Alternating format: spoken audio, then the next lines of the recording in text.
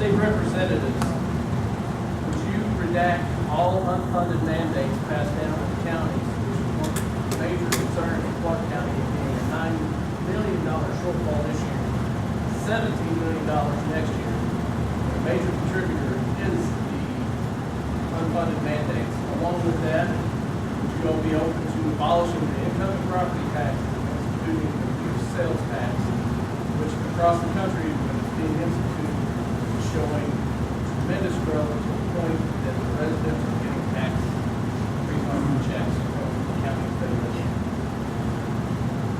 Heidi? I'm not sure that I've heard all of that. Part of it. Closer, did you hear what Yeah. I'm about? Sorry. It's all right, it's coming from over here. As state representatives, Yes, sir.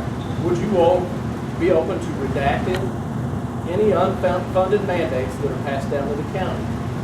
Because Clark County itself is facing a $6 or $9 million shortfall this year, $17 million next year. Part of that is due to unfunded mandates.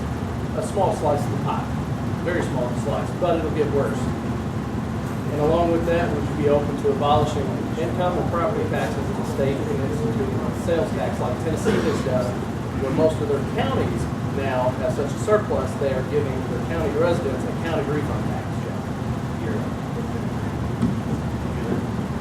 I know a little bit about the Clark County being in the red because of some of the mandates, and I know that if they would do a 1 or a 2 time release, that would help the county out a whole lot.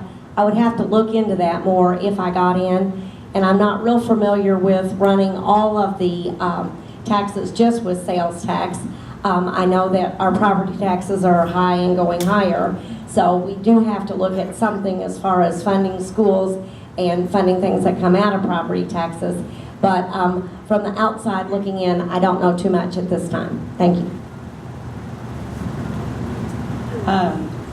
If we could find another way to fund them, maybe the community corrections, for instance, they have offered us grants. You know, they're letting prisoners out because they don't have room for them.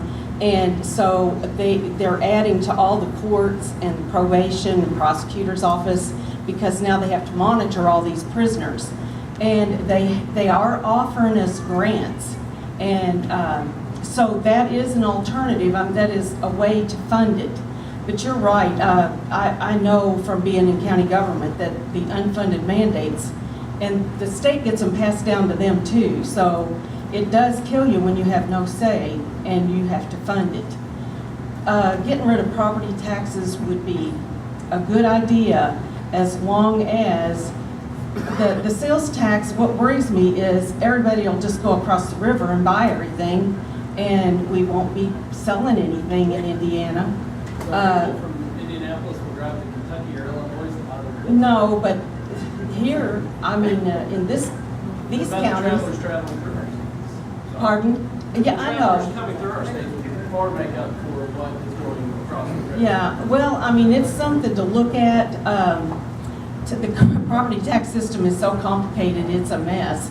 And the deductions, like, they're not consistent on the amount of assessed value or the amount of income, and it's very complicated to keep track of for the taxpayers and even the people that work there. One of the problems, they pass laws and they make them effective July 1.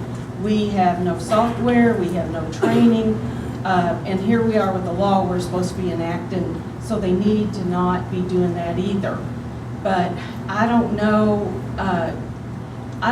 that Heidi or I either standing here could make a call on that without being up there and finding out more about it. Because that's a pretty major thing. And I would love it. We have a farm. So, but I also don't want to kill the state by not having a backup plan. So